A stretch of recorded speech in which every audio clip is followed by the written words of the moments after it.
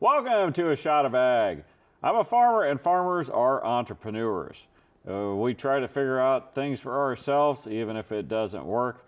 I think a lot of it is we just don't want to be around other people. But we do respect entrepreneurs, and we definitely respect today's guest, Dennis Slape. How you doing, Dennis? Good, thanks. Yeah. You're an entrepreneur, but you actually work around other people. I do, yeah, Okay. sometimes. That's so odd to me. Yeah. You're from Germantown Hills? That's where we live now. Originally, I was from Peoria, so I grew up in Peoria and then moved to Germantown when I returned back to the U.S. with my wife. So. We got to get there Yeah. too. There's a lot going on. You are a strategic program manager. Is that right? That's correct. Did you just make that up? Somebody made it up, right? Yeah. What does that mean? So what it means for our team is we have 3 strategic program managers. I'm one of those. So at OSF, our team is charged with taking innovative ideas from our mission partners. So our employees bring us new ideas, and our team is charged with taking it from concept to commercialization. So I'm the one that helps develop the product or platform that eventually gets commercialized and launched to other hospital systems in the United States. Okay. Well, I try to put things in context that I can understand. Right? Sure. I've got this buddy, and he owns this company. It's called Thunderstruck Ag, Jeremy. And what he does is a farmer has an idea of like some invention, but it's a farmer, so he doesn't know what Sure. to do with it. He knows how it works and all this, but like to sell it, So what Jeremy does, he comes in and he helps them build a business, build the marketing, and get it to market. Is that anything like what you're doing? So that's kind of the later stage of what we do. I don't know is it Jeremy? Yeah. If he does the actual development of the product itself. So we help develop the product itself, and then once that's developed, we help with the marketing, the branding, and the So it's business just launch. an idea. It's just an idea. So Shark Tank, they don't like that. They're like, this is too much of a concept phase, and I'm out. yeah, so in Shark Tank, they prefer more those that have actually had sales. So Yeah. that's after the prototype and the product is being built. So we do a lot of prototyping of products as well. So it's never one and done. It's usually we keep working it until it's perfect and until it meets the needs of the innovator or the user of the product. So these are doctors, nurses? So any mission partner at OSF can submit an idea, and our team will evaluate to see if there's potential. If there's something already in the market, we'll just inform them of that and let them kind of use that product. Yeah. If it's something new, our team will get involved and we'll kind of explore how big the market is. Is it desirable? Do people actually want this invention? See how big the market is. See how difficult it is to make or manufacture or develop. So on our team, we have biomedical engineers that can do anything physical, so 3D printing. We do a lot with imaging segmentation, so your MRI and CT scans, it could come into our engineers have developed software that can segment that and then put it into a 3D environment, for example. This is like the team you're working on? Yeah, yes. Okay. So I'm the dumbest one on the team. Well, it sounds like in a group like that wouldn't be hard to do. Sure, and we've got AR, VR specialists, so we What's can that? the augmented reality. So your headset, Oh yeah, like Yeah. the Wii. the Wii, yeah. So we can actually do things that we can throw into a headset. You play like tennis and stuff. Correct, or we can perform heart surgeries in that headset Potato, as well. potato. Okay. So I mean, OSF obviously is a huge juggernaut or whatever. You got the doctors, you got you said anybody, so like Anybody. a janitor Yeah, has an a idea? janitor, nurses, we get nurses with ideas because they're doing the patient care. Yeah. So they might have trouble with a certain device or, the tubes getting tangled up. So they might invent something as simple as a clip to kind of either organize, that's one example, like You're wires. kidding. I don't understand how you could be that broad, because you're talking like the highest tech stuff, the 3D, 4D imagery stuff, and then you're talking about a clip that would also make life Correct. easier for people. How do you find I don't even understand how you could throw that to a team or a crew that would have that broad of a range of expertise. Yes, so the team has a lot of expertise, so you can come with almost anything, but we have access to the whole entire healthcare system as well, so we can find subject matter experts that are experts in heart surgery or brain surgery, or nurses that, we'll go interview a bunch of nurses about this particular problem to see, is it really a problem or is it just a problem for this one nurse? So Does every hospital have this? not everyone. Usually the bigger ones. Mayo does. 80%? I'd say 50%? probably less than 50. I'd say 10 to 20 if I were to guess. I know what but- you want to say. What? The good ones do. True, yeah. But we were just named Fortune Magazine 2023, as well as 2025. OSF was named as one of the most innovative companies, or organizations. OSF, good old Yeah. Peoria. Yep. So Okay. And that's mainly part because of you and your team. true. We have a whole division. So we're like 15 members of our team. So we have a whole division of 200 people, and we do lots of other things. We do simulations. So say there's a new procedure or a new device, before we even perform that on a single patient, the doctors will actually go through a simulation. So we have a full mock-up of a hospital floor, an OR suite, so we can do simulations without patients on mannequins or actors, and then the doctors, the nurses can train in that environment. And so You're kidding me. Yeah. And that's all, is that just for training, or is that so, I don't know, they could attack I don't know, let's take something simple, getting your appendix out, right? You do a simulation like that so you might know how the best way to do it? True. So also, if you have new doctors learning a technique, so what we can do with our simulation floor, they're real life mannequins, so they're like your regular dummy mannequins, but ours actually, we can change their breathing, their heart rate. We can make them sweat. These are high-tech mannequins. Yeah, and we have a single view mirror glass, so the instructors can look in on them as they're performing the interview with the patient, and then trying to get them to find what the diagnosis is. So they don't know what the diagnosis, they don't know it's an appendix going in, so they'll run through all of the, the physical manifestations the patient will have, and then the doctor will have to kind of work through the protocol to discover that. Yeah. So, I do know quite a bit about the medical industry. I used to watch that ER show. Yep. Yeah, so, but they were just you were teaching on patients. So sometimes they Yes. would like cut off the wrong finger or something. You dealt with it, Yeah. right? Now, if they make a mistake, it's, at least it's on a mannequin. yeah, so they wouldn't perform necessarily a surgery on a mannequin. It's more. But they could. They could, Yeah. and our engineers have developed trainers for sutures, and then for Oh, wow. IV insertion. So imagine a new nurse that's never performed it on a patient. I think that's everyone that's trying to Yeah. draw my blood. So they're Yeah. nervous about that. So our engineers have developed trainers where it's basically the arm with a vein that they can train on to perfect their technique, angle of attack, making sure they're hitting the vein as quickly as possible instead of multiple pokes. So Well, that's good. I feel good about what I do for a living. I farm, you produce food, I feel good about that. You got to feel pretty good about what you're doing. oh yeah, it's every day something new, and I get to work with everybody at the healthcare system. So But you're a serial entrepreneur. Is that how you describe yourself? it is, and that's kind of how. Yeah. So OSF's actually my first real job, if you will. I'm with you. I got it. So before OSF, I was self-employed for the last 20, 25 years. And so through that, I've been self-employed and kind of started multiple businesses and been a part of multiple kind of startups. So that's what kind of led me into getting this position. They were looking at somebody with that experience. And then luckily I had just finished my MBA in 2020. So kind of my experience and my education kind of coalesced into like the perfect skill set for this job. So. Okay.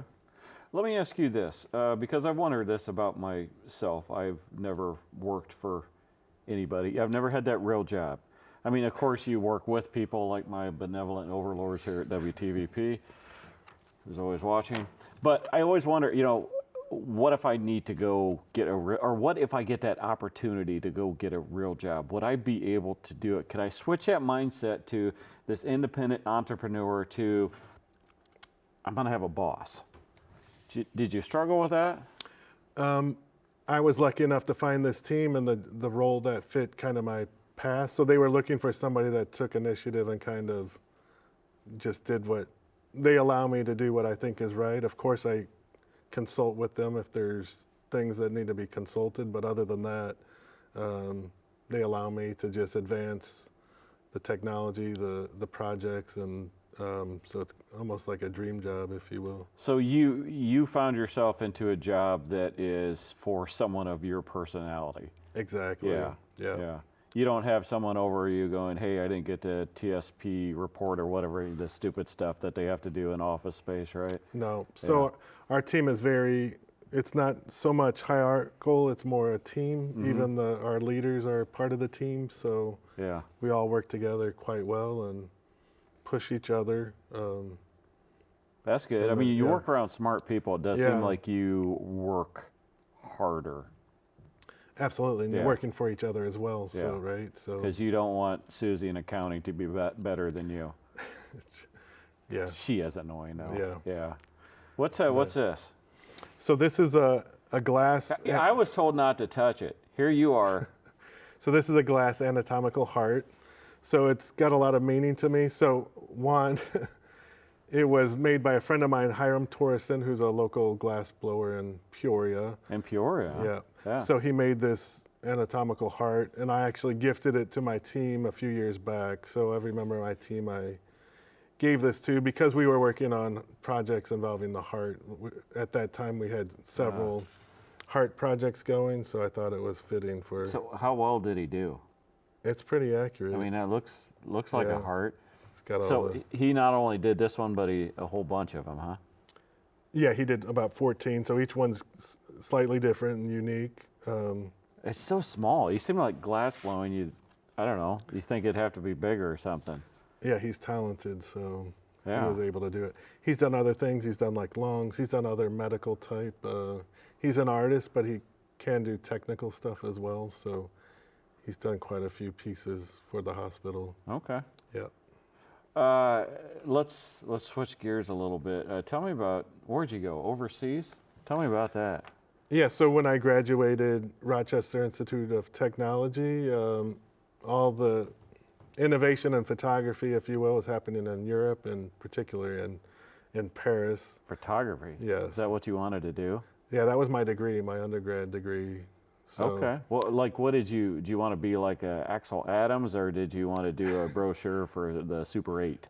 Yeah, so my track was like advertising and editorial, so think of magazines, billboards, advertisement type of photography. Okay. So that was happening in the fashion and music industry, and particularly in Paris. Mm-hmm. So I thought if I wanted to be the best, I need to be around the best and where it was happening. So. But would you have like a school or a hookup or? No, I decided to go there, and the summer after I graduated college, I worked the summer. I worked in a gas station, saved all my money, bought a one-way ticket, and then landed in Paris one day and didn't speak the language, didn't know where I was going to sleep that night, didn't know anybody, and let me get this straight. You wanted to be around the best, and that was in France, Paris, France. Yes. So you bought a one-way ticket. You knew nobody, didn't know where you're going to stay, didn't know what you were going to take pictures of, and you just went. I just went, yep. And then? Figured it out, right? So. Where'd you stay that night? So there's a couple no-star hotels I ended up staying. You mean like the sidewalk? Close to it, yeah. So I stayed there for a month. I think it was $20 a night at the time. So okay. So I stayed there about a month, and then I found not a youth hostel, but a kind of accommodation similar to that I ended up living for several more months, 3 or 4 months. And is that your personality? You just, hey, the adventure of it? I guess sometimes, but I always consider myself kind of introverted, but when I'm passionate about something, I have a tendency to go for it. So What you did is not introverted. That's I know, but looking back, it's like, what the heck? What did I do? Well, were you able to learn over there?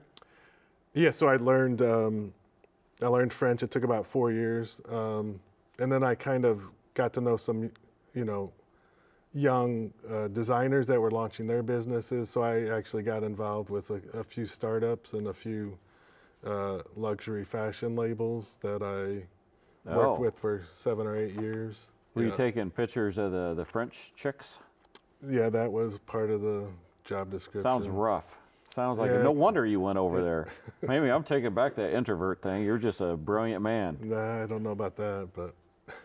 Do you ever come back to the States and, like the Titanic movie, take pictures of me like your French girls? Say that one more time. You're not going to get the reference, but there's somebody out there is laughing. 50% of the camera crew is laughing at it. Yeah.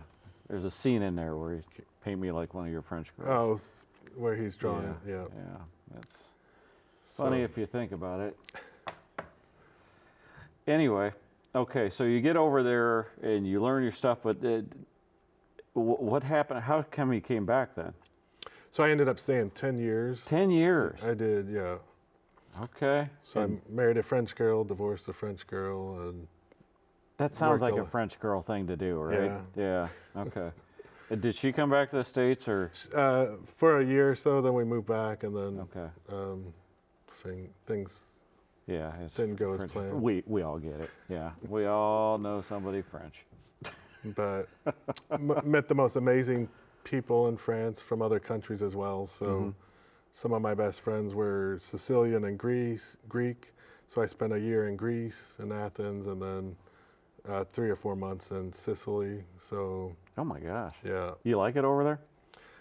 I did. I haven't been back since. So my wife's kind of nudging to get my passport. She wants to go back. Yeah. She'd like to go see my past life. So. Well, yeah. I mean, you obviously know all the good spots and all that. So if I would figure out life, right? I would like to keep that information to myself and not let anybody glean off of my struggles. But you are opposite. You want to mentor people. Yeah, I think it excites me to help others, but also I've gained a skill set that I think is helpful for others. So I think you're mentioning there's a local branch of Generator, so G Beta.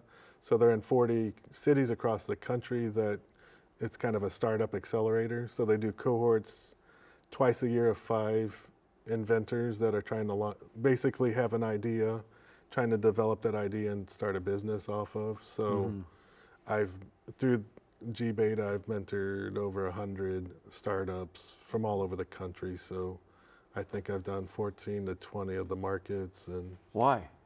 I mean, why? Because I don't mean to be smart aleck, but I mean, you've learned your life lessons, and we all learn them, the hard way, right? Struggles and hard work and that. Why try to help out other people when it might not help you in the end? I just figure you always help it. Sometimes it comes back, sometimes it doesn't. So I didn't lose anything by helping someone, so why not try helping? I would say out of those 100 startups that I did help, there was not one that I couldn't find through my network, a contact for them or something to help them advance. So even though I'm an introvert, I do have a pretty good network of people all over the country and all over the world that we kind of support each other and help each other. Where'd you get the generosity from? Why are you that way? I don't know. I think it's just part of how I was foreign brought up. To me. Yeah. Yeah. No, I mean, not as a farmer. I'm sure you help your buddies on the farm if they need help, right? No.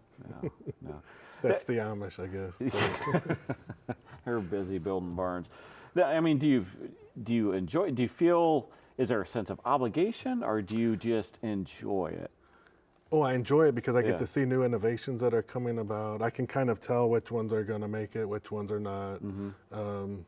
Those that are not, I try to guide them into either pivoting, like either changing slightly or taking another approach, Or or taking them behind the barn and. yeah, like Hey, sometimes that's probably the nicest. It's maybe not nice, but the most common sense thing you could tell somebody.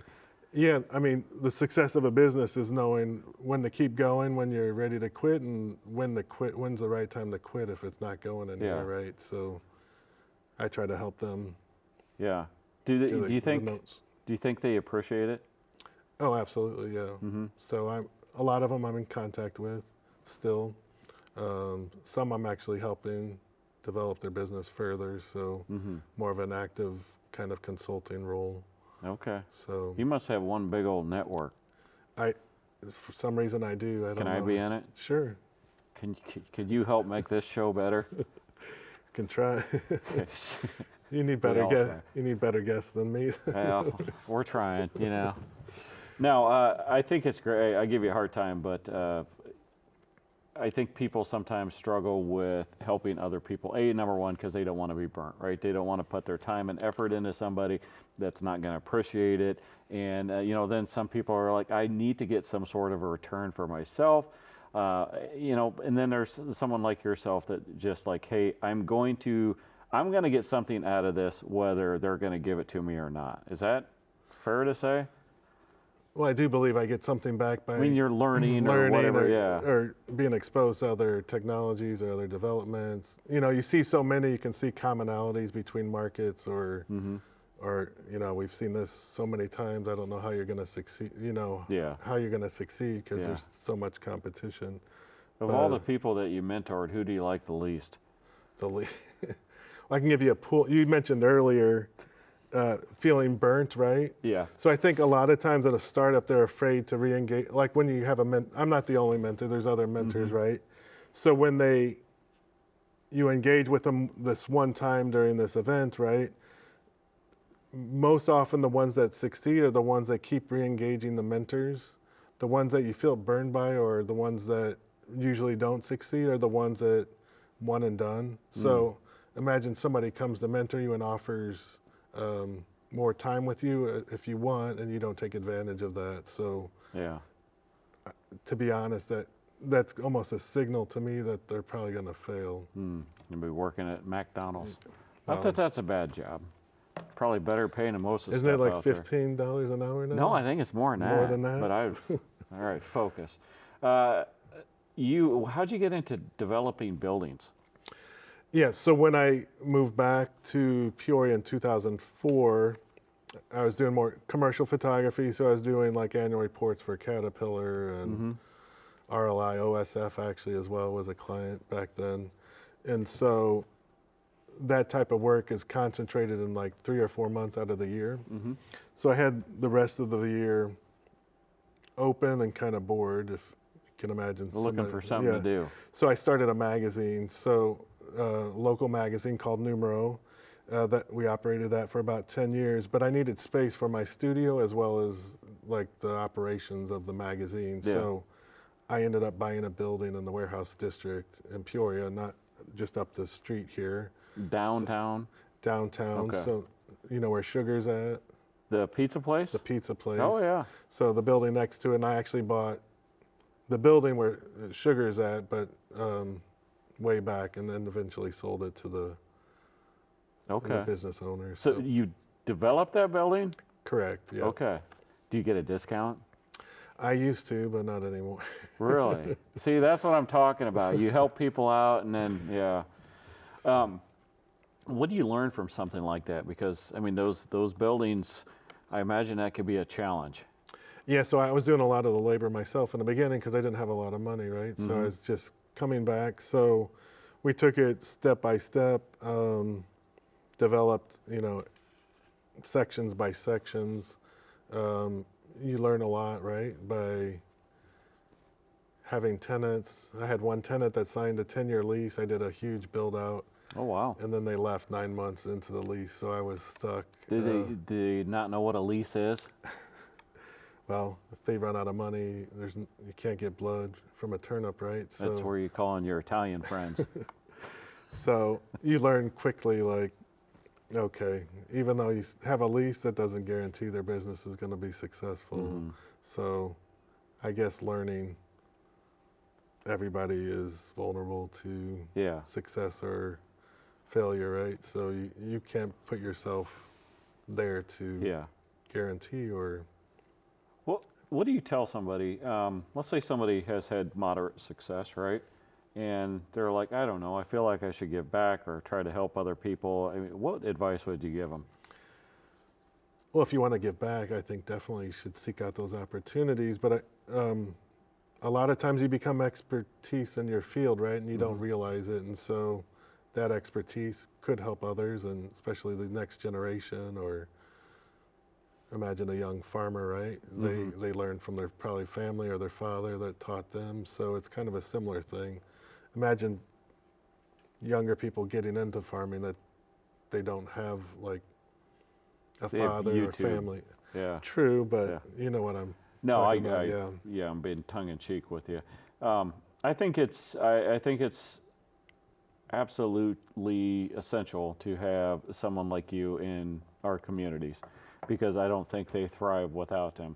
And it's not just the innovation that you guys are coming up with that, but it's someone that's willing to give their time back, someone that's willing to actually try to help other people succeed. That's a mindset that not everybody gets. The whole rising tide rises all ship. Not everybody understands that, but you definitely do. And that's, like I said, Peoria is lucky to have you. And there's a lot of others. You're not very good at taking a compliment, are you, Dennis? I guess not. No, Dennis Slape, it's a pleasure to talk to you, and I'm sure glad you're around here making Central Illinois a better place. So Dennis, thank you very much. Thank you. Everybody else, we'll catch you next time.